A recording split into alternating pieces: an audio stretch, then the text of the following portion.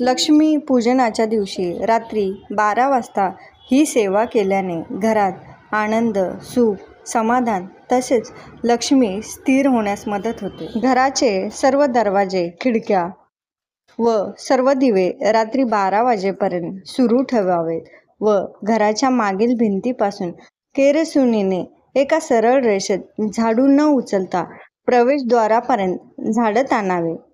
उंबरठ्यावर केरसुणी ठेवावी व केरसुणीचा एक फड तोडून बाहेर फेकावा व थुंकावे. त्यानंतर अलक्ष्मीचा नाश होवो असे म्हणावे, म्हणजेच अलक्ष्मी निस्सारणम असे म्हणावे.